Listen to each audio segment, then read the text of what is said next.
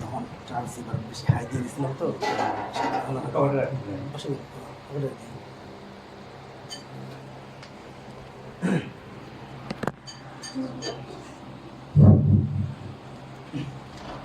আসসালামু আলাইকুম রহমতুল্লাহ বারাকাতুহু। আলহামদুলিল্লাহ রাব্বিল আলামিন ওয়াসসালাতু ওয়াসসালামু আলা রাসূলিল কারীম ওয়া আলা আলিহি ওয়া আসহাবিহি আজমাইন।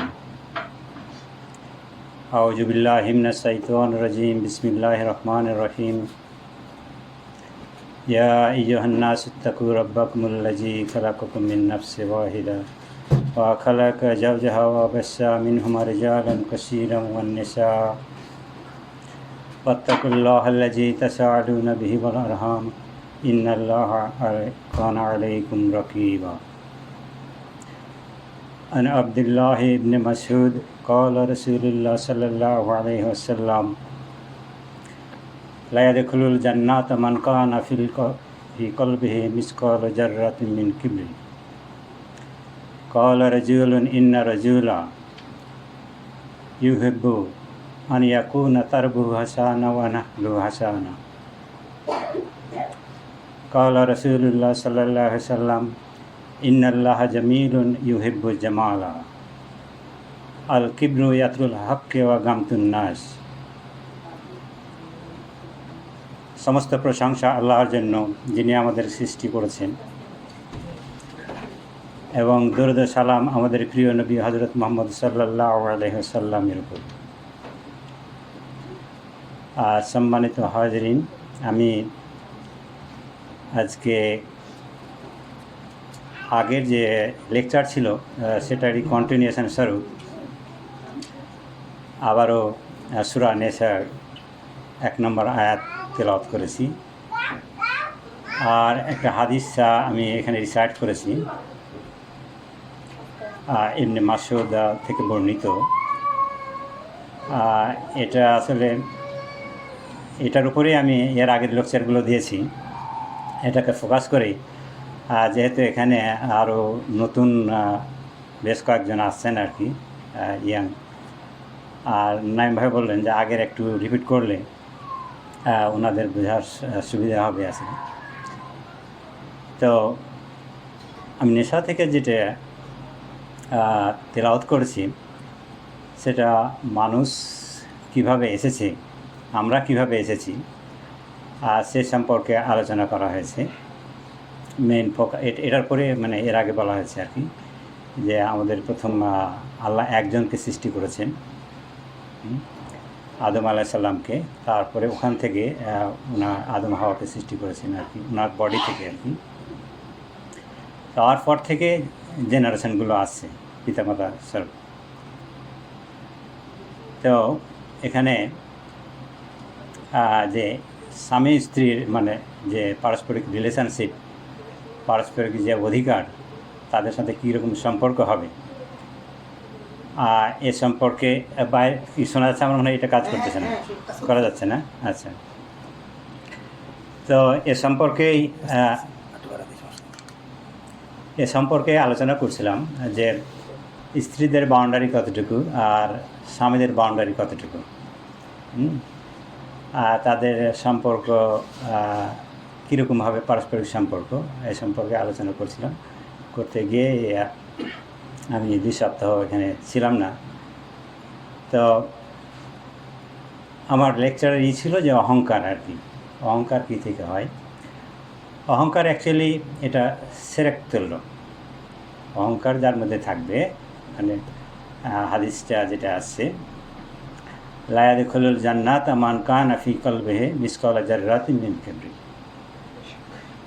হচ্ছে যার ভিতরে বিন্দুমাত্র যারা পরিমাণ অহংকার থাকবে সে জান্নাতে প্রবেশ করবে না।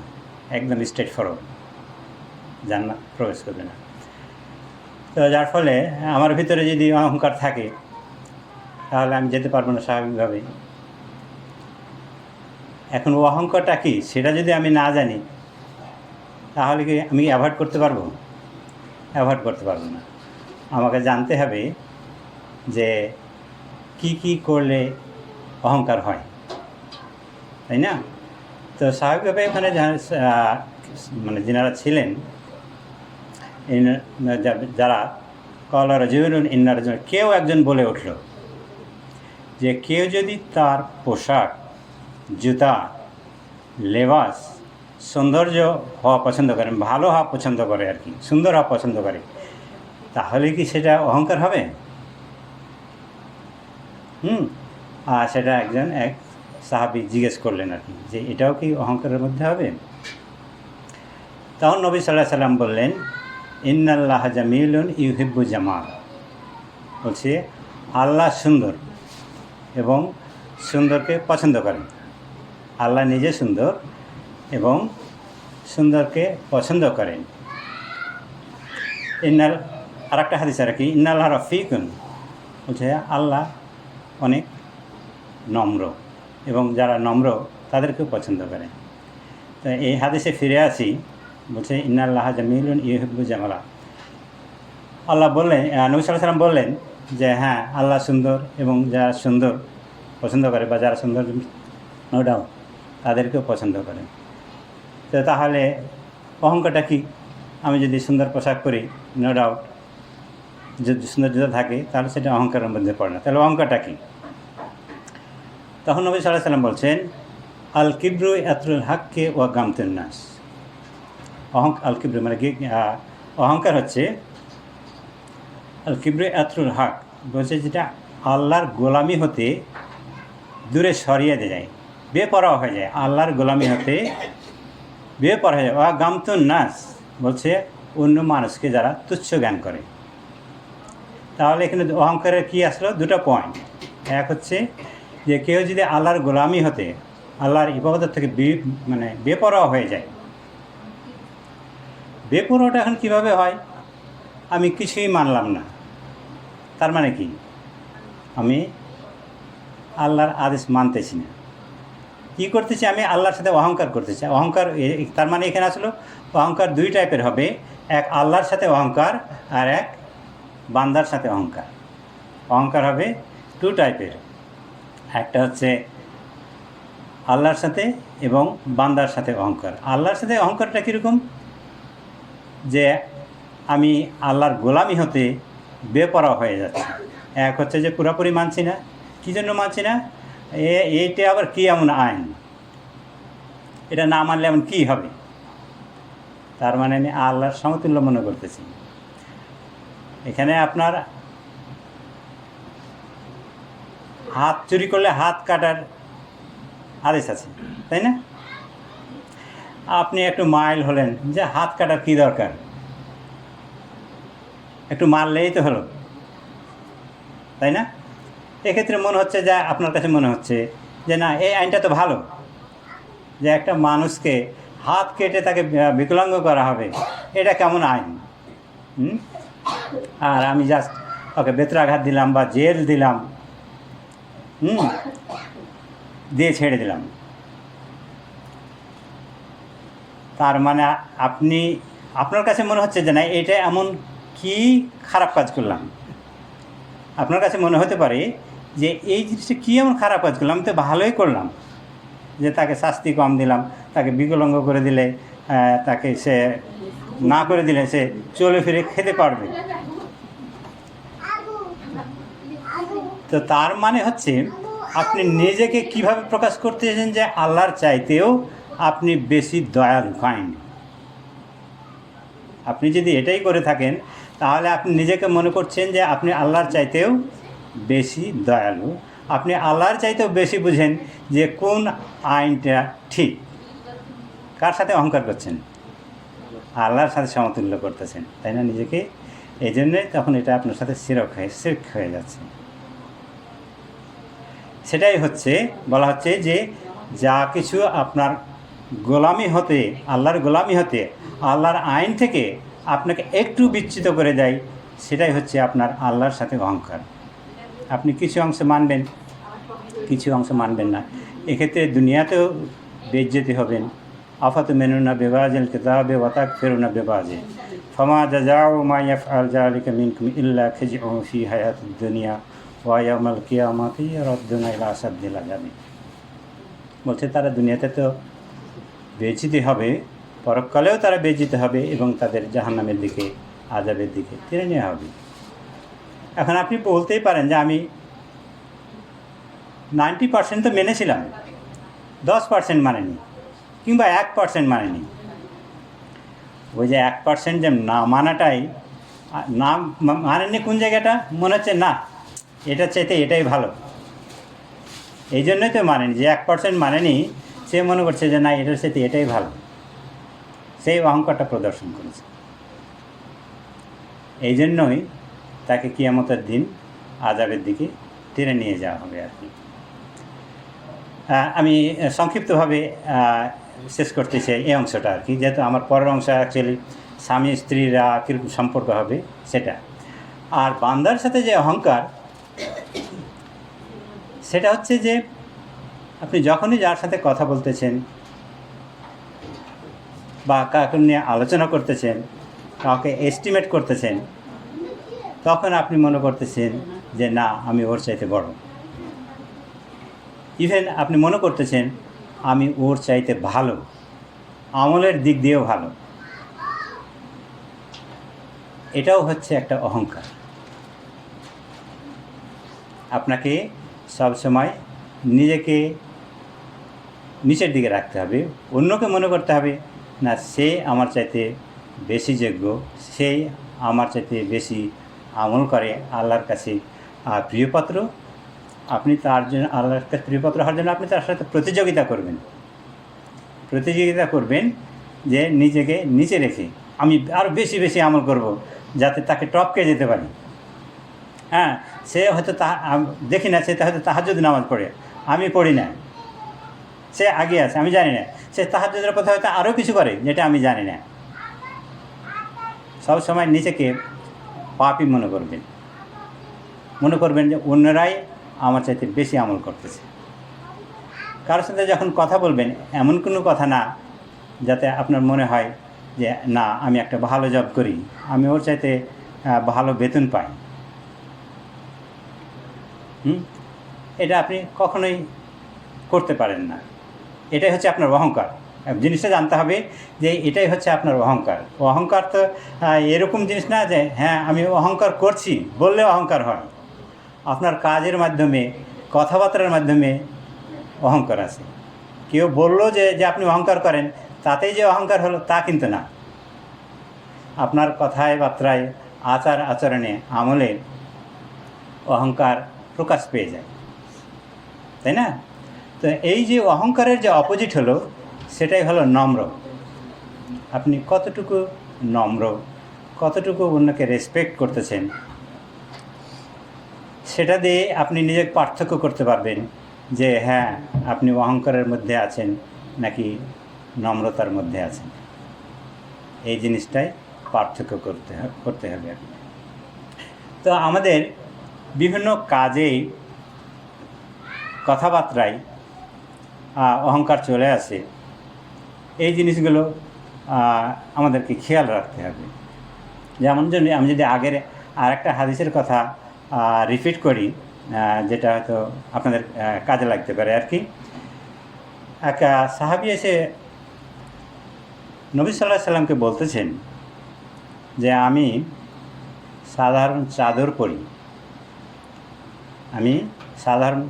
চাদর পরি, আমি গাধায় আহরণ করি আর বকরির দুধ দহন করি, এতে কি আমার কোনো অহংকার আছে? নবী সাল্লাল্লাহু আলাইহি সাল্লামকে বললেন, তো বললেন যে এই কাজের ভিতরে এই যে সিনারিও, তার মধ্যে বিন্দুমাত্র অহংকার নাই, সে জান্নাতে যাবে। এর মানে এই নয় যে আমি গাধায় চড়লে অহংকার থাকবে না, বকরির দুধ দহন করলে অহংকার থাকবে না, সাধারণ চাদর পরলে অহংকার থাকবে না, মানেটা এই নয়। আপনি নিজেকে কিভাবে প্রকাশ করতেছেন সেটাই হচ্ছে অহংকার। যেমনটি ওনার কিন্তু গাধায় আহরণ করতেন, ওনার ঘোড়াও ছিল, উটও ছিল। ওনার ঘোড়া ছিল, উঁটো ছিল, তারপরেও উনি গাধায় আরোহণ করতেন, যাতে মানুষ না মনে করে যে সে এত সম্পদশালী, হ্যাঁ, সে দ্রুতগামী ঘোড়ায় চড়ে, বা সে এটাও আবার মনে করেনি যে আমি যদি বেশি মানে জমকালো পোশাক পরি তাহলে হয়তো মনে করবে যে সে অহংকারবশত এই পোশাক পরে আছে। আবার উনি বকরি দুগ্ধ দহন করতেন, অর্থাৎ উনি এটা বোঝাতে যাচ্ছেন যে তার কোনো কাজে আসলে অহংকার নেই। এখন আপনি একজন ভালো জব করেন, এখন কোনো একটা পার্টিতে গেলেন, গিয়ে হয়তো দেখা গেল সবাইকে নিজের নিজের প্লেট ধুতে হবে, অথবা আপনার টেবিলের যে পেপারটা আছে, পলিথিন, সেটা জড়াতে হবে যে আমি এখানে সব যেতে ভালো বেতন পাই, ভালো জব পাই, আমি কেন ওই কাজটা করতে যাব? এই যে কেন করতে যাব, তার মানে আপনি কি প্রকাশ করলেন? এখানে অহংকার প্রকাশ করলেন না? তো সেটাই ওই সাহাবী বোঝাতে যাচ্ছেন যে আমি বকরির দুগ্ধ দহন করি। উনি বেশ ধনী মানুষ, নিজে দুগ্ধ দহন করেন। আপনার কোনো কাজে যদি 1 টাকা আর্ন করারও স্কোপ থাকে, আপনি মনে করলেন যে না, আমি 30,000 আরএমবি বা 20,000 15,000 আরএমবি বেতন নেই, 1 আরএমবির জন্য এই কাজ করতে যাব না। ওই 1 টাকা আপনার নিয়ামত কে দিয়েছে? আল্লাহ এই 1 টাকার নিয়ামত আর্ন করার সুযোগ করে দিয়েছে। আপনি বলতে পারবেন না যে আমার এই 1 টাকার দরকার নাই। এই যে 1 টাকার নিয়ামত দরকার নাই, মানে কার সাথে অহংকার করলেন? আল্লাহর সাথে না বান্দার সাথে? আল্লাহর সাথে। যে আল্লাহ আপনাকে একটা নিয়ামত দিয়েছে, আপনি 1 টাকা 1 আরএমবি মনে করে আপনি সেটাকে ইগনোর করলেন। কী করলেন? আপনি যে কাজের মাধ্যমে যে এই কাজ করতে যাব, 1 টাকা ইনকাম করা থাকলে আপনাকে সে 1 টাকায় ইনকাম গ্রহণ মানে অ্যাকসেপ্ট করতে হবে ওই জব। আপনি বলতে পারবেন না। সেক্ষেত্রে আপনি আল্লাহর সাথে অহংকার করতেছেন এবং নিজের সাথেও অহংকার করতেছেন যে না, আমি এই কাজ করব না। তো এই সংক্ষিপ্তভাবে এই গেল যে আল্লাহর সাথে অহংকার এবং বান্দার সাথে অহংকার। মোটামুটি বেসিকটা অহংকার যে কী, কত টাইপের কীভাবে হয়, সেটা আন্দাজ করতে পারলেন আর কি। তো আমার যেটা বেসিক আলোচনার এখানে কন্টিনিউটি করার ছিল, এর আগে স্বামী স্ত্রী কীরকম সংসারে আচার ব্যবহার বা কার বাউন্ডারি কতটুকু, সে নিয়ে আলোচনা করতেছিলাম। অলরেডি করেছি, আমি আর একটু করেই শেষ করব। তারপরে বিশেষ করে আমি স্কোপ টানতেছিলাম যে মেয়েদের বাউন্ডারি কতটুকু। এখানে বলা হচ্ছিল যে রিজাল কাওয়ামিনান আলান নিসা, অর্থাৎ পুরুষরা হচ্ছে স্ত্রীদের রক্ষাকর্তা, বলতে পারেন যে গার্ডিয়ান, অথবা সিকিউরিটি অফিসার, অথবা বলতে পারেন যে ম্যাজিস্ট্রেট, মানে আদেশদাতা, আবার মানে রক্ষাকর্তা সব কিছুর। তো এগুলো এটা কীভাবে আসলে হলো সেটাও বলতেছিলাম যে আসলে বিয়ের মাধ্যমে এটা আসলে এটা একটা জাস্ট কন্ট্রাক্ট। এই নিয়ে মানে আমার মনে হয় তাদেরকে বোঝাতে সমর্থ হয়েছি যে স্বামীরাই এখানে প্রাধান্য পাবে। স্বামীরাই হচ্ছে কর্তা, স্ত্রীটা হচ্ছে এখানে সাবঅর্ডিনেট। একটা মনে করতে হবে যে একটা ফ্যাক্টরির মালিক হচ্ছে স্বামী এবং স্ত্রীটা ইনডিড কর্মচারী।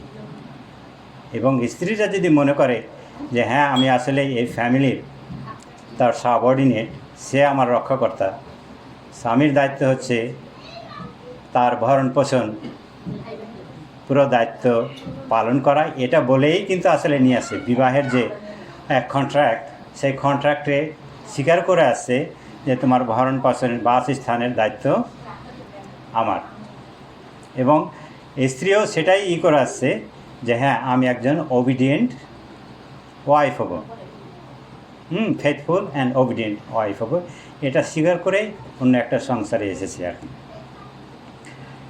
তো এটা ছিল ডিটেলস গতদিন বলা হয়েছিল আর কি।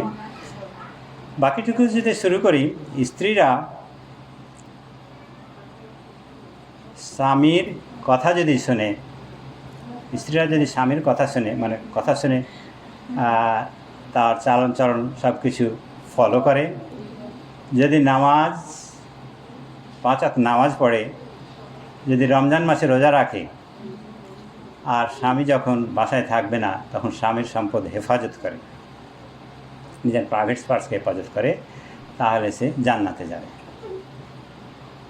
তাহলে এই 4টা কাজ যদি স্ত্রীরা করে তাহলে কি করবে? তারা জান্নাতে যাবে। এটা খুব সহজ। এটা তখনই সহজ সে যদি মনে করে যে স্বামী আমার এখানে ম্যাজিস্ট্রেট। স্বামী যদি ম্যাজিস্ট্রেট মনে করে এই সংসারে, হ্যাঁ, তাকে কর্তা মনে করে, তাহলে তার জন্য মানা সহজ হয়ে যাবে। কী মানা সহজ হয়ে যাবে? নামাজ রোজা তো সব স্ত্রীরাই করে, তাই না? বিশেষ করে মেয়েরা একটু বেশি নামাজ পড়ে, রোজাও রাখে। তাহলে বাকি থাকলো 2টো পয়েন্ট। একটা পয়েন্ট হচ্ছে যে স্বামীর কথা আদেশ ফলো করা, যদি সেটা আল্লাহর আইনের বিরুদ্ধে, আল্লাহর আদেশের বিরুদ্ধে না যায়। আর স্বামী যখন থাকবে না তখন তার অ্যাবসেন্সে তার সম্পদ হেফাজত করা, তার প্রাইভেট পার্টসকে হেফাজত করা, এই 4টা জিনিস। এখন স্বামীর আদেশের মধ্যে বা তার অ্যাবসেন্সে যদি বলি যে আদেশের কথা, তাহলে যে আমি এর আগে বলছিলাম যে কোনো স্ত্রী যদি জাহান্নামে যায়, তার স্বামীও যাবে জাহান্নামে। কথাটা একটু কেমন লাগতেছে, তাই না? বলছিলাম যে কোনো স্ত্রী যদি জাহান্নামে যায় তাহলে তার স্বামীও জাহান্নামে যাবে। তাহলে আগে আলোচনা করি যে স্ত্রীরা কী কারণে জাহান্নামে যাবে। জান্নাতে যাওয়ার পয়েন্ট কী ছিল? 4টা। নামাজও করেছে, রোজাও করেছে, তাহলে আরেকটা ইম্পর্ট্যান্ট কী থাকলো? স্বামীর আনুগত্য করেনি। তাহলে স্ত্রীরা যদি জাহান্নামে যায় তাহলে স্বামীর আনুগত্য না করার কারণে জাহান্নামে যাবে, তাই না? স্বামীর আনুগত্য না করার কারণে না আসবে। স্বামীর আনুগত্য করার দায়িত্ব কার ছিল? স্বামীর ছিল, কিন্তু সে কি করেনি? করাতে পারেনি। কোনো স্বামী যদি তার স্ত্রীকে আনুগত্য না করাতে পারে তাহলে তার রেসপন্সিবিলিটি ওই স্বামীর উপর। ওই স্বামীকে কী বলা হয়? দায়ুস। আর দায়ুসের স্থান জাহান্নাম। তাহলে কি বোঝা গেল? আমি যেটা বলতেছিলাম যে কোনো স্ত্রী যদি জাহান্নামে যায় তার স্বামীও জাহান্নামে যাবে, এই কারণে যে সে স্ত্রীকে তার আনুগত্য করাতে পারেনি। যদি কোনো স্ত্রী আনুগত্য না করায় তার রেজাল্ট কী? তাকে কী করতে হবে? এটা এরকম বললে হবে না যে আমি তো চেষ্টা অনেক করেছি, সে তো শোনে নাই, থেকে গেছি। কথা যদি না শোনায়, আপনি সূরা নিসার 33-34 নম্বর আয়াতে তার ফয়সালা দিয়েছে যে কোনো স্ত্রী যদি কথা না শোনে তাকে বোঝাও, যদি না বোঝে তাহলে তার বিছানা আলাদা করে দাও। তাও যদি না হয় তাহলে কি? সেপারেশনে চলে যাও। সেপারেশনে চলে যাও মানে ওটা তুমি নিয়ে থাকতে পারবে না। কিন্তু আমরা কি তা করি? আমরা করি কি? ছেড়ে দেব, বউ বাচ্চা আছে। আল্লাহ কি বউ বাচ্চার হিসাব করে নেই? আল্লাহ কি মনে করছিল যে বউ বাচ্চা থাকবে না? তাহলে তো বলতেন যে না, যারা বউ বাচ্চা আছে, যাদের বাচ্চা আছে তারা আনুগত্যহীন স্ত্রী নিয়েও থাকতে পারবে। আল্লাহকে এ ফয়সালা দিতে পারতেন না? যদি ওটা না করেন তাহলে মনে করছেন যে আপনি আল্লাহর চাইতেও বেশি দয়ালু। আপনি এখানে বলছেন যে বাচ্চার প্রতি মায়া পড়ে যে আপনি ওই আইনটা ফলো করতেছেন না, আপনার স্ত্রীকেও জাহান্নামে পাঠাচ্ছেন, আপনিও জাহান্নামে যাচ্ছেন। আপনি দয়া দেখে কি কোথায় যাচ্ছেন? জাহান্নামে যাচ্ছেন। তো এখানে আপনি অহংকারটা কার সাথে প্রদর্শন করছেন? আল্লাহর সাথে। যে আল্লাহ এই আইনটা দিয়ে দিয়েছে, যদি কথা না শুনে আপনি কি করবেন? সেপারেশনে চলে যান। যদিও আয়াতে আল্লাহ বলছেন এটা আল্লাহর জন্য অপছন্দের, আল্লাহর কাছেই অপছন্দনীয়। কিন্তু যখন আপনি কোনোভাবেই 3টা স্টেপের কোনোভাবেই মানাতে পারলেন না, ডেফিনেটলি আপনাকে উপথেই যেতে হবে। না, উপথে না যাওয়া মানে হচ্ছে আপনি আল্লাহর কাছে, আল্লাহর নিকট নিজেকে বেশি দয়ালু প্রকাশ করতেছেন। নাউজুবিল্লাহ। ওইটা আদেশ, আপনাকে ওটাই ফলো করতে হবে। আপনি ওরকম স্ত্রী নিয়ে থাকতে পারবেন না। ইভেন আপনি যদি স্ত্রী, 3rd স্টেপ হচ্ছে যে তাদেরকে প্রহার করো, বিছানা আলাদা করে দাও। তারপরে স্টেপ হচ্ছে প্রহার করে দাও, প্রহার করো। আমরা অনেক দয়া দেখিয়ে বলি যে না, স্ত্রীকে কেন মারবে। এই কী দেখাচ্ছি আমি এখানে? আল্লাহর চাইতে বেশি দয়া দেখাচ্ছে যে স্ত্রীকে কেন মারতে হবে। এখন আমরা যদি বলি নবী সাল্লাল্লাহু আলাইহি ওয়াসাল্লাম বিশেষ করে যেগুলো জটিল কাজ, যেগুলো মনে হবে যে এগুলো অসম্ভব বা এগুলো করা ঠিক না, কিন্তু আল্লাহর কাছে পছন্দনীয় বা আল্লাহর আইন অনুযায়ী যায়, সেগুলো উনি আমল করে দেখিয়েছেন। আমি আবারও বলতেছি, যেই সব কাজগুলো মনে হবে আপনার কাছে না যে এগুলো কঠিন, এগুলো করা যাবে না, বা এগুলো অপছন্দনীয়, মনে হয় এটা করা ঠিক হবে না, সেই আমলগুলো নবী সাল্লাল্লাহু আলাইহি ওয়াসাল্লাম করে দেখিয়ে গেছেন। যেমনটি আমরা বলি যে যুদ্ধ বা জিহাদ। এখানে কেউ আছেন যে মানে যুদ্ধ পছন্দ করেন? সবাই বলবেন না, মারামারি, এটা এত খারাপ জিনিস করতে যাব কেন, তাই না? এরকম তো মনেই হতে পারে।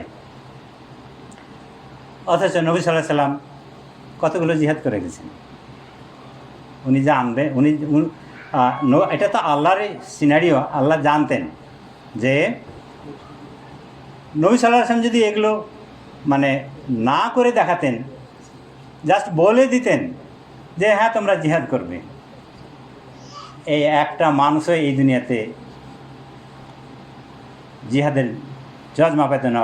বা জিহাদ মনে হচ্ছে এই হাদিসটা এতদিনে বলতো যে এটা ফেক হাদিস। ওই জিহাদের হাদিসটা যদি নবী সাল্লাল্লাহু আলাইহি ওয়াসাল্লাম যদি জিহাদ না করে জাস্ট একটা হাদিস আসতো, উনি বলে দিতেন যে হ্যাঁ জিহাদ করা ফরজ বা এটা ভালো কাজ, শহীদদের মর্যাদায়, এতদিনে আসতো যে এটা হচ্ছে একটা জাল হাদিস। যে এইটাও কি একটা সম্ভব যে মানুষ জিহাদ করবে, মানুষের সাথে মানুষকে কেটে ফেলবে, যেখানে একটা মানুষকে মেরে দেওয়া মানে পুরা জাতিকে ধ্বংস করে দেওয়া, এটা করতো? বিশ্বাস হতো না। বা জিহাদ করে মরতে যাব, এটাও কেউ পছন্দ করতো না, তাই না? এই জন্যই নবী সাল্লাল্লাহু আলাইহি ওয়াসাল্লাম এটা নিজে করে দেখিয়ে গেছেন, অনেকগুলো করে দেখিয়ে গিয়েছেন, তাই না? এখন আমরা পারিবারিক সমস্যায় যদি আসি, হ্যাঁ আমি যে বললাম যে প্রথমে কি, যে তাকে বোঝাও, তাকে বিছানা পৃথক করো, তাকে প্রহার করো, ফাইনালি সেপারেশন যাও, তাই না? এই জিনিসটা আপনার কাছে কি মনে হয় না যে এটা আসলেই কঠিন কাজ? আসলেই কঠিন কাজ এটা মনে হয় না? আমার বউ বেপর্দা হয়ে বেড়াক ও জাহান্নামে যাবে, আমার কি যায় আছে, এরকম মনে হয় না? বেশিরভাগ মানুষ এটাই মনে করে যে ও পর্দা করে না, ও জাহান্নামে যায়, আমার এটার সাথে কি লিঙ্ক আছে? স্বামী এটাই মনে করে। জাবের রাদিয়াল্লাহু তাআলা থেকে বর্ণিত তিনি হাদিসটা বর্ণনা করছেন যে একবার নবী সাল্লাল্লাহু আলাইহি সাল্লামের বাসার দরজার সামনে অনেক মানুষ, তো ওখানে গিয়ে প্রথমে অনেক মানুষ দেখে হযরত আবু বকর রাদিয়াল্লাহু আনহু ওখানে গেলেন এবং দেখলেন কাউকে ঢোকার অনুমতি দিচ্ছেন না নবী সাল্লাল্লাহু আলাইহি সাল্লাম, কাউকে ওই বাসায় ঢোকার অনুমতি দিচ্ছেন না। তো আবু বকর রাদিয়াল্লাহু আনহু উনিও একটু ভড়কে গেলেন যে কাউকে ঢুকতে দিচ্ছেন না, আমি কি করব। তো উনি ভয়ে ভয়ে অনুমতি চাইলেন নবী সাল্লাল্লাহু আলাইহি সাল্লামকে বাসার ভিতরে ঢোকার। ওনার মেয়ে তো আছে আয়েশা রাদিয়াল্লাহু আনহা, তাই না? তো উনি ঢোকার অনুমতি পেলেন। পরে হযরত ওমর রাদিয়াল্লাহু আনহু ওখানে গেলেন, অনুমতি চাইলেন এবং ঢোকার অনুমতি পেলেন। গিয়ে দেখেন সব স্ত্রীগুলো হযরত আবু বকর রাদিয়াল্লাহু আনহু এবং হযরত মুহাম্মদ সাল্লাল্লাহু আলাইহি ওয়াসাল্লাম বসে আছেন। তো হযরত ওমর ঢোকার পরপরেই উনি ব্যাপারটা বুঝতে পারলেন। তো উনি একটু হাসার জন্য বললেন যে আমার স্ত্রী যদি আমার কাছে এভাবে ভরণ পোষণের জন্য দুর্ব্যবহার করত তাহলে আমি তাকে ঘাত লাগিয়ে দিতাম, মানে পিটে দিতাম আর কি, বাংলা করলে যেটা করছে ঘাত লাগিয়ে দিতাম আর কি। তো এটা উনি কিছুটা হাসার জন্যই বলছেন আর কি, যে নবী সাল্লাল্লাহু আলাইহি ওয়াসাল্লাম একদম মানে গম্ভীর হয়ে বসে আছেন আর কি। তো নবী সাল্লাল্লাহু আলাইহি ওয়াসাল্লাম বলছেন যে দেখো এই যে আমার স্ত্রীরাও তাই করতেছে। তো হযরত আবু বকর রাদিয়াল্লাহু আনহু প্রথমে ওনার মেয়েকে আঘাত করলেন আর কি, আয়েশা রাদিয়াল্লাহু আনহাকে। পরে হযরত ওমর রাদিয়াল্লাহু আনহু ওনার মেয়ে হাফসাকে আঘাত করলেন যে তোমরা যেটা নবী সাল্লাল্লাহু আলাইহি সাল্লামের কাছে নাই সেটার জন্য তোমরা কেন এরকম অনশন করছো, আবদার করতেছো। তার আগে নবী সাল্লাল্লাহু আলাইহি সাল্লাম কী করছেন বোঝাচ্ছেন তাদেরকে। তো তারপরে যেটা হলো ওখানে স্বীকার করলেন যে হ্যাঁ তাদের পিতার সামনে, দুজনের পিতার সামনে, যে হ্যাঁ আমরা আর করবো না আর কি। তো নবী সাল্লাল্লাহু আলাইহি সাল্লাম কী করলেন, বললেন যে আমি 1 মাস আলাদা থাকবো। হয়তো ডিটেলসটা হাদিসে আসেনি কী কারণে, হয়তো বা এটার সিনারিও যে সেপারেশনের আগে আলাদা থাকতে হবে সেটা দেখানোর জন্য 1 মাসের উপরে থাকার পরে 29 দিন 29 ডেজ যখন হয় তখন নেমে আসলেন আর কি। তখন আর একটা হাদিস আসছে, মানে সাহাবীরা জিজ্ঞেস করছেন আপনি তো 30 দিনের ওয়াদা করেছিলেন যে আপনি 30 দিন তো না 1 মাসের ওয়াদা করেছিলেন যে আপনি আলাদা থাকবেন, উপরে থাকবেন। নবী সাল্লাল্লাহু আলাইহি সাল্লাম বললেন যে 29 দিনেও তো মাস হয়, 29 দিনেও তো মাস হয়। হ্যাঁ, তো যাই হোক উনি যখন নেমে আসলেন তখন আয়াত নাজিল হলো এই ব্যাপারে আর কি। বলা হলো যে তোমার স্ত্রীরা যদি আখেরাত চায়, আখেরাত যদি চায় তাহলে তাদেরকে থাকতে বলো তোমার আদেশ কথা অনুযায়ী। আর যদি তারা দুনিয়া চায়, যদি তারা দুনিয়া চায় তাহলে তাদের পৃথক করে দাও। আপনি বুঝতে পারেন যে নবী সাল্লাল্লাহু আলাইহি সাল্লামের এমন একটা ব্যক্তির ক্ষেত্রেও এরকম ঘটনা ঘটছে। আর আমরা কি, তো যাও তখন নবী সাল্লাল্লাহু আলাইহি সাল্লাম হযরত আয়েশা রাদিয়াল্লাহু আনহা বললেন তুমি তোমার বাবার সাথে পরামর্শ করো যে তুমি আখিরাত পছন্দ করবা না দুনিয়া পছন্দ করবা। মানে তুমি থাকবা নাই হলো। তখন নবী আয়েশা রাদিয়াল্লাহু আনহা বললেন যে আমি এই ব্যাপারে আমি আব্বার সাথে আলোচনা করতে যাব, মানে বোঝাতে চাচ্ছেন আমি আখিরাতকে চাই, আমি ওটা চাই না। আর আব্বার সাথে আলোচনা করলে কি করবে? ওখানে তো এখানে আঘাত করে গেছে, তাই না? তো সে না সে হ্যাঁ, মানে এটা নবী সাল্লাল্লাহু আলাইহি ওয়াসাল্লাম বলতেছেন যে তুমি তোমার আব্বার সাথে আলোচনা করো যে তুমি থাকবা না চলে যাবে আর কি। আর আব্বাকে তো কীরকম ভয় করে সেটা তো জানি তখনকার আমলে আর কি। তো বলছে যে না, আমি আখিরাত চাই, আমি থাকতে চাই। উনি আবার এটাও বললেন নবী সাল্লাল্লাহু আলাইহি ওয়াসাল্লামকে যে আপনি আমাকে যে এটা চাই, আমি আখিরাত চাই, আপনার সাথে থাকতে চাই, এটা অন্য স্ত্রীদের সামনে বলবেন না। হ্যাঁ, অন্য স্ত্রীদের সামনে এ কথা বলবেন না যে আমি আখিরাত চেয়েছি।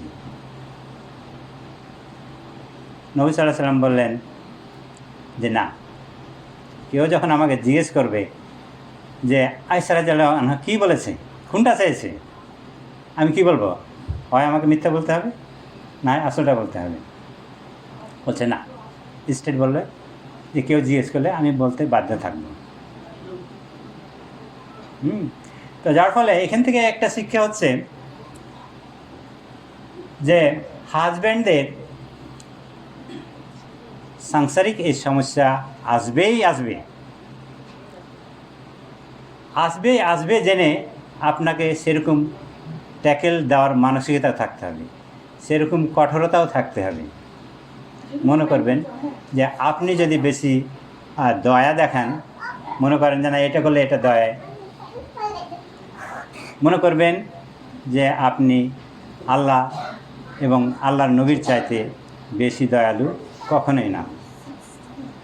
এই জিনিসটা সব যখনই এটা মনে করবেন তখন আপনি আল্লাহর আইন ফলো করার চেষ্টা করবেন।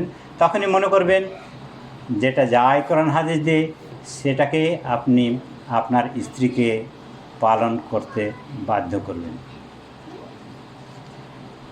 স্বামী স্ত্রীদের জন্য এমন একটা জিনিস বলছে, নবী সাল্লাল্লাহু আলাইহি ওয়াসাল্লাম বলছেন, আমি যদি কাউকে আল্লাহ ছাড়া কাউকে সিজদা করার জন্য বলতাম তাহলে স্ত্রীদের তাদের স্বামীকে সিজদা করার জন্য বলতাম।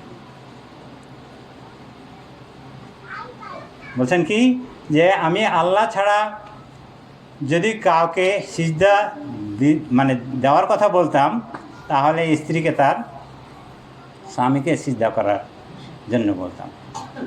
তাহলে ডিফারেন্সটা এতটুকুই, স্ত্রীদের মনে করতে হবে যে স্বামী এবং স্ত্রীর মধ্যে তফাৎ হচ্ছে এতটুকু। কোনো স্ত্রী যদি এই তফাৎটুকু মেনে নেয় তার জন্য এটাই কল্যাণকর। তার তফাৎটা মনে রাখতে হবে। এই তফাৎটা যদি মনে রাখে, এই ডিফারেন্সটা যদি মনে রাখে, তখনই তার আনুগত্য করা সহজ হয়ে যাবে, আমি জাস্ট দুটো খুব সিম্পল জিনিস, অথচ সেটা আমাদের জন্য প্রয়োজন, কারণ আমরা ওইভাবে চিন্তা করি না বলে আমাদের কাছে এটা সিম্পল মনে হয় আর কি। একজন স্ত্রী একজন তখনকার সময় আর কি, আমার নাম মনে না এক্স্যাক্টলি, আর এক তার বন্ধুকে মানে করার পরে তার ভালো মন্দ জিজ্ঞেস করার পরে বলতেছে, তার স্ত্রীর নাম ধরে বলতেছে যে মানে ও কেমন আছে, মানে তার স্ত্রী হয়তো ধরেন যে রহিমা, হ্যাঁ, বলতেছে রহিমা কেমন আছে। ওই ব্যক্তি যার স্ত্রীর ব্যাপারে বলতেছে আর কি যে কেমন আছে, সে বলছে তোমার রক্ত যদি আমার জন্য হালাল হতো তাহলে আমি তোমার গর্দান বসিয়ে দিতাম। কি বলছে? সিম্পলি জিজ্ঞেস করছে যে তোমার স্ত্রীর নাম ধরে বলছে আর কি, যে কেমন আছে। বলছে যে তোমার রক্ত যদি আমার জন্য হালাল হতো আমি তোমার গর্দান বসিয়ে দিতাম। তো তার এটা যে একজন স্ত্রী আরেকজন পরপুরুষের সাথে কোনো সম্পর্ক, ইভেন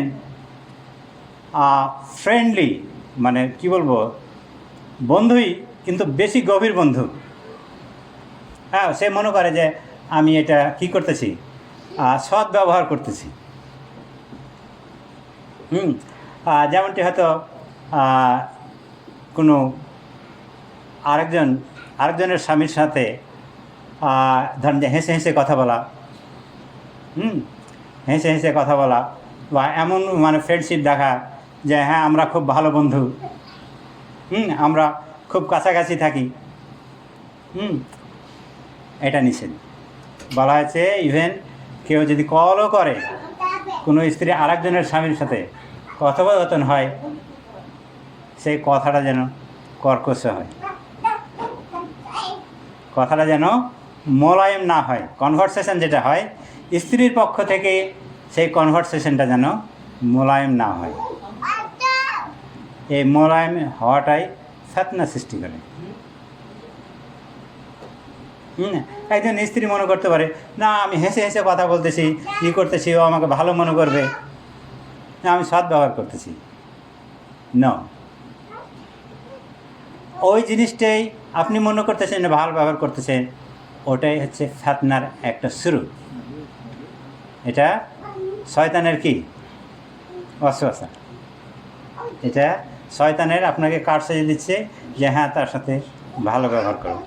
ইন ওয়ে নাও কিছুই না হলো না, ধরেন যে কিছুই হবার আশঙ্কা নাই, তারপরে আপনি যদি মনে করেন যে হ্যাঁ কর্কশ, বা ওরকম কর্কশ না বলে নর্মাল উত্তর দিলেন, বেশি মোলায়েম না দেখালেন, আপনি যদি মানে বেশি মোলায়েম না দেখালেন, কার ভয়ে দেখালেন? আল্লাহর ভয়ে, তাই না? আল্লাহর ভয়ে। তাহলে এটা আপনার নেকি হলো না, সওয়াব আসলো না? আপনি আল্লাহর ভয়ে কর্কশতা দেখালেন বা সাধারণভাবে কথা বললেন, এটা আল্লাহর ভয়ে করলেন। আপনি ফিতনাকে সবসময় বাউন্ডারির বাইরে রাখতেছেন। কার ভয়ে? আল্লাহর ভয়ে। তো যার ফলে আপনাকে সেটাই করতে হবে, আপনাকে সেটাই ফলো করতে হবে। আমি যদি বলি যে এই যে ফেসবুক যেমনটি আছে, ফেসবুকে আপনি হয়তো বা ওয়াইফের ছবি দিলেন, আচ্ছা ঠিক আছে, আমি ধরে নিলাম যে হিজাব টিজাব পরেই সব মানে পরেই দিলেন। আপনার কি এক্ষেত্রে কোনো গুনাহ বা সওয়াব বা নিউট্রাল আছে মনে হয়? হিজাব পরেই সে ছবি দিল, মনে হতে পারে যে না সে তো হিজাব পরেই ছবিটা দিয়েছে, তাই না? সে তো হিজাব পরে বাইরে যায়, হিজাব পরে বাইরে যায়, তাই না? সে একই ছবি এখানে দিল, এখানে সমস্যাটা কোথায়?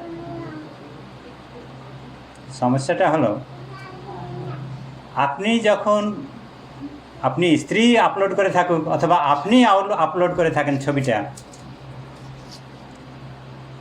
সে হিজাব পরেই আপলোড করছেন, এমনি ছবি তো বাদিয়ে দিলাম। আপনি যখন ছবিটা দেখেন তখন কি মনে করেন? ছবিটা যখন দেখেন তখন মনে করেন যে এটা মাহবুব ভাইয়ের স্ত্রী, তাই না? এটা কি আপনি রোধ করতে পারবেন? এটা অটোমেটিক চলে আসবে যে মাহবুব ভাইয়ের স্ত্রী। ওখানেই সামনা আপনি তার স্ত্রী যদি কখনো ফেসটা দেখে থাকেন, ফেসটা আপনার সামনে আসবে না যে মাহবুব ভাইয়ের স্ত্রী, তার ফেসটা কেমন, তাই না? আচ্ছা, এমনি এর উপরে দেখেও থাকলে, হিজাবের উপরে দেখে থাকলে আপনার তখন ওই মুহূর্তে মনে আসবে যে তার দেহটা স্লিম না চওড়া না মোটা, আসবে না? অর্থাৎ ইভেন পুরুষ মানুষ হয়েও আপনার যে ছবিটা যদি দেখি, তখন আমার ইমেজে আসবে যে আপনি ওই ব্যক্তি, ওখানে দেখা হয়েছিল, হ্যাঁ ওখানে এই কথা বলেছিল, আসবে না? আর সেটা তো কি স্ত্রী, কম হবে না বেশি মনে পড়বে? সেটা যারই স্ত্রী হোক, মেয়ে মানুষ তো আপনার কম মনে হবে না বেশি মনে হবে? বেশি মনে হবে, কারণ সেটা হচ্ছে মেয়ে মানুষ। খালাকনাকুম আজওয়াজা, তাই না? যে এই যে জোড়ায় জোড়ায় সৃষ্টি করেছেন, এই জোড়ায় জোড়ায় সৃষ্টি করেছেন কী জন্য? একে অপরের তৃপ্তির জন্য। খালাকনাকুম আজওয়াজা ওয়াজা আলনা নাওমাকুম সুবাতা। এখানে অখালাকনাকুম আজওয়ার পরে যে যে জিনিসগুলো বলা হয়েছে এগুলো সব তৃপ্তিদায়ক কথা। তো এখানে শুধু অখালাকনাকুম আজওয়াজা এর মানে এই নয় জাস্ট সিম্পলি জোড়া জোড়া সৃষ্টি করে দিয়েছে, এটা মিন করে না। এটা মিন করে যে এটা এক একজনের স্বামী স্ত্রী উভয়ের তৃপ্তির জন্য উনি সৃষ্টি করেছেন। তো আমি বলতেছিলাম যে ফেসবুকের কথা, যে সিম্পলি একটা হিজাব দেওয়াও ছবি আপনি আপলোড করেছেন, তাতেও আপনার এতগুলো সিনারিও আপনার মনে পড়তেছে, তাই না? আচ্ছা, ফেসবুকে ফ্রেন্ড লিস্টে আপনার কতজন আছে? আপনি আমার ফ্রেন্ড বা আপনার ফ্রেন্ড এভাবে চলে যাচ্ছে না? আপনি একটা ছবি আপলোড করলেন, তাতে এতগুলো মানুষ আপনাকে নিয়ে কল্পনা করল। আপনার এই যে বলে যে কী বলে না, ওই যে বাংলাদেশে যে একজন টাকা দিলে ও পায়, ভাগ পায়, এভাবে ভাগ পায়, মাল্টি লেভেল। এই মাল্টি লেভেলের আপনি গুনাহ পেতে আসতেছে আপনার। এই যে কি জ্যাকমা নাকি এই যে আলিবাবা, এই কোত্থেকে এতগুলো আসছে? আপনার কাছ থেকে 1 টাকা, ওর কাছ থেকে 1 টাকা, এভাবে নিয়েই কিন্তু বিলিয়ন হচ্ছে। আপনি হয়তো মনে করলেন যে আমার ওই যে একজনের কাছ থেকে এতটুকু গুনাহ, জাস্ট কল্পনা করলো, কিন্তু এরকম কতজনের কাছ থেকে সে গুনাহটা পাচ্ছে, তাই না? তো এতগুলো গুনাহ আপনি জাস্ট সিম্পলি ফেসবুকে আপনার ছবিটা আপলোড করার কারণে, অথচ আপনি মার্জিতেই ছবি আপলোড করছেন, তারপরেও আপনার গুনাহ হলো। আচ্ছা, আমি বাদ দিলাম যে আপনার ছবি আপলোড করেছেন, এতে গুনাহ হলো, যাক আমি ছবি আপলোড করলাম না। আচ্ছা, আপনি একটা কোরআন হাদিসের ফেসবুকেই আপনি একটা ভালো জিনিস, আয়াত বা অনুবাদ বা হাদিস শেয়ার করলেন, একটা মেয়ে মানুষ শেয়ার করলো, ঠিক আছে? একটা শেয়ার করলে পরে যেটা চলে আসে যে হ্যাঁ, সব শেয়ার করলে তখন ওর নামে চলে আসে না যে অমুক শেয়ার করছে, নামটা আসে না, সিম্পলি নামটা আসলো। আপনি তখন কী ফিল করেন? যে এটা অমুকের বউ, তাই না? অমুকের বউ, অমুক জায়গায় দেখেছি।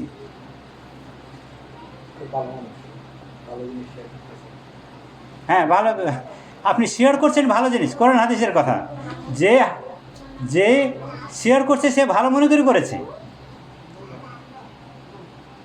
আর আপনি এতগুলো কল্পনা করতেছেন। এবং একে আপনি কি একজন কল্পনা করছেন? ফেসবুকে কত হাজার হাজার আছে, সবাই কল্পনা করছেন। আপনার লাভ হলো না ক্ষতি হলো? মাল্টি লেভেলের ক্ষতি হলো। এটা আপনি স্বামী হিসাবে মনেই করতে পারেন যে এটা তো আমার স্ত্রী করেছে। আপনি যখন দেখেছেন যে আপনার স্ত্রী এরকম শেয়ার করছে, আপনি যদি মনে করেন হ্যাঁ ভালো জিনিসই শেয়ার করেছে, আপনি দায়ুস স্বামী, আপনি বুঝতে পারেন নাই যে এটা ক্ষতি না ভালো। তাকে ফিরিয়ে তাকে শাসন করার দায়িত্ব ছিল আপনার। আপনার সাথে বাক বিতণ্ডায় আসবে যে হ্যাঁ আমি তো ভালো জিনিস শেয়ার করেছি, এখানে আমার ভুলটা কোথায়? আপনাকে বোঝাতে হবে। তারপরেও যদি না বোঝে, আপনাকে ওই স্টেপ ফলো করতে হবে। যেখানে আপনার আনুগত্য করবে না, ওই স্টেপ ফলো করতেই হবে আপনাকে। আপনি বেশি দয়া দেখান না, বেশি দয়া দেখালে আল্লাহর দয়া থেকে বঞ্চিত হবে। আপনাকে যদি কথা না শোনে, এটার জন্যই আপনি দায়ুস, আপনাকে পৃথকে যেতেই হবে, বুঝাইতে হবে, মারতেই হবে, কোনো ওয়ে নাই,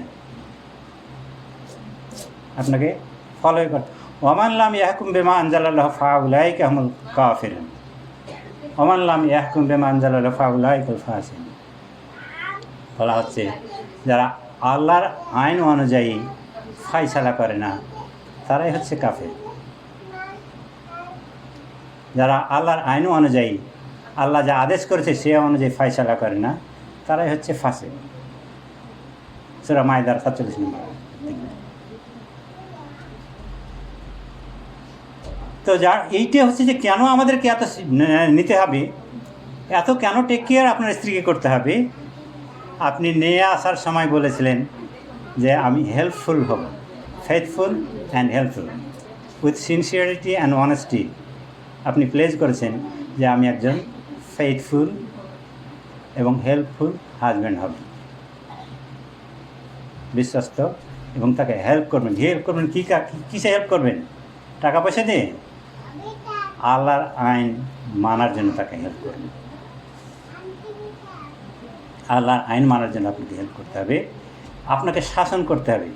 হেল্প করবেন মানে আপনাকে মানে শাসন করেই আপনাকে, আপনি আপনার নিজের জাহান্নাম থেকে বাঁচান, নিজেকে বাঁচাতে হলে আপনার স্ত্রীকে বাঁচাতে হবে। আপনি কি স্ত্রীকে জাহান্নাম থেকে না বাঁচিয়ে আপনি নিজে জাহান্নাম থেকে বাঁচতে পারবেন না। এই জন্য আমি প্রথমে আমার সেন্টেন্সটা ছিল এরকম যে আপনার স্ত্রী যদি জাহান্নামে যায় তো আপনিও জাহান্নামে যাবেন। সারাংশের কথা এটা। আমি যদি একটা সিম্পল একটা উদাহরণ দিই বা ঘটনা বর্ণনা করি। একজনের স্ত্রী বাইরে সে হিজাব পরে চলাফেরা করে, সব জায়গায় হিজাব ফিরে চলাফেরা করে। তো সে বাসায় ধরেন যে আত্মীয় স্বজন বা তার স্বামীর বন্ধুবান্ধব আসলে সে আর হিজাবটা করে না, নর্মাল যে ড্রেস থাকে সেই ড্রেসে থাকে।